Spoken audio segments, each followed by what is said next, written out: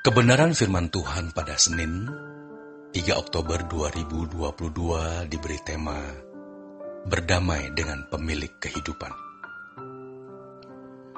Bapa di surga hadir bersama dengan kita di dalam seluruh perjalanan hidup kita, setiap saat, dimanapun.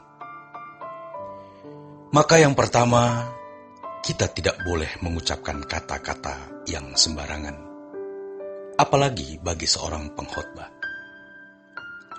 Dalam canda keramah tamahan, apapun yang diucapkan harus dalam perkenanan Tuhan. Sebab menjadi juru bicara Tuhan di mimbar harus dimulai dari menjadi juru bicara Tuhan setiap hari. Sebelum berbicara kepada jemaat, dia harus berbicara kepada istri, anak-anak, orang tua, tetangga, family, dan Roh Kudus pasti menuntunnya untuk berbicara. Roh Kudus menuntun dalam segala hal, sehingga kita mengerti apa yang patut diucapkan dan apa yang tidak patut diucapkan. Dan yang kedua adalah segala sesuatu kita lakukan untuk Tuhan. Bagaimana untuk mencapai hidup yang berhasil? Jawabnya sederhana. Berdamailah dengan pemilik kehidupan. Segala sesuatu yang kita lakukan harus benar-benar untuk Tuhan. Kita tidak bisa mengekspresikan perasaan Tuhan di pelayanan kalau kita tidak mengekspresikan perasaan Tuhan setiap hari. Hal itu harus terus kita latih agar kita bisa melakukannya. Semua yang kita latih pasti bisa. Inilah cara mencapai sukses dalam melayani Tuhan.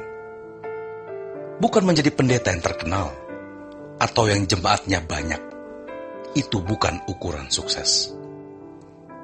Ukurannya yaitu kita bisa mengekspresikan perasaan Tuhan dalam kehidupan setiap hari, juga di pelayanan gerejawi. Hidup kita bisa sukses dalam perspektif Tuhan yang akurasi atau ketepatannya sempurna kalau kita berdamai dengan pemilik kehidupan. Saudaraku, tidak mudah berdamai dengan pemilik kehidupan karena Allah tidak kelihatan. Kehendaknya memiliki standar yang sangat tinggi, standar kekudusan yang sangat tinggi. Sementara kita adalah manusia yang hidup di bawah hukum dosa. Bukan sekedar hukuman dosa, melainkan hukum dosa, yaitu kecenderungan tidak melakukan kehendak Allah atau kemelesetan, ketidakmungkinan untuk bisa tepat. Tidak mudah, bukan? Tetapi semua yang kita perjuangkan dengan sungguh-sungguh, kita latih, itu bisa. Sama seperti orang yang belajar musik, naik sepeda, mengendarai mobil, semua dimulai dari kesulitan. Tetapi lambat laun akan menjadi mudah. Saudaraku, Allah memungkinkan kita untuk hidup dalam perdamaian dengan Dia. Jangan hanya teori secara sistematika teologi yang mengatakan Yesus mati di kayu salib, mendamaikan kita dengan Allah.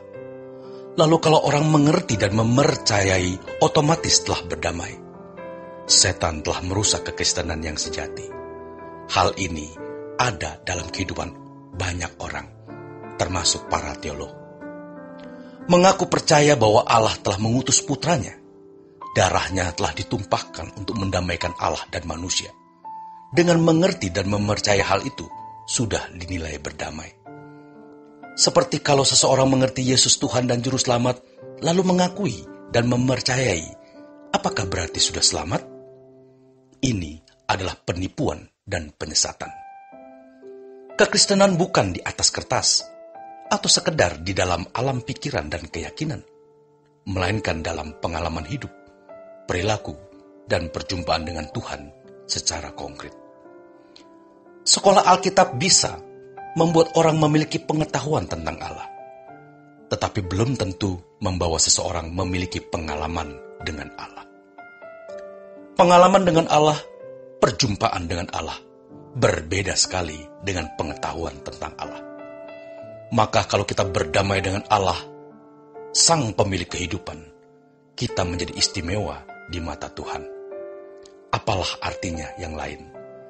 Tetapi kita harus berjuang. Berjuang untuk mengenal Allah, bertemu dengan Dia dalam doa, hidup dalam doa dan puasa.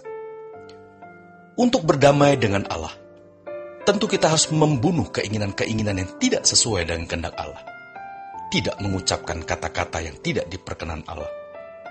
Mungkin kita hampir terlambat, tetapi tidak perlu malu. Itulah fakta kehidupan, di mana kita terus dalam proses belajar. Sekarang kita harus melihat apa yang Tuhan kehendaki.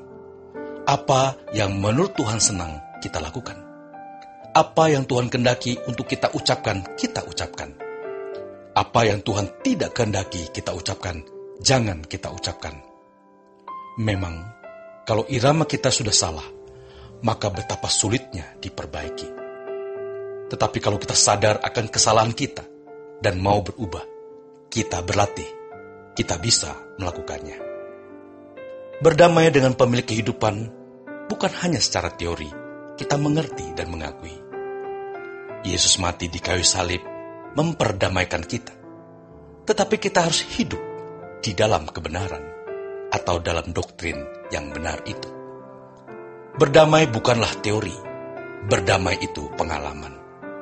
Sebab Tuhan bukan secari kertas yang di atasnya ada doktrin-doktrin tentang Tuhan. Dia Allah yang hidup, yang harus dijumpai dan dialami. Karenanya, berurusan dengan Tuhan itu tidak mudah, karena Allah punya standar kekudusan yang tinggi. Tetapi kalau kita terus berlatih, Tuhan akan membukakan rahasia-rahasia kebenarannya, memberikan kita kecerdasan rohani untuk bisa memiliki kepekaan terhadap pikiran, perasaan Tuhan.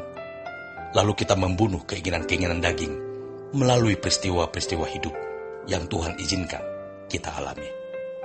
Selamat berjuang, saudaraku. Tuhan Yesus memberkati.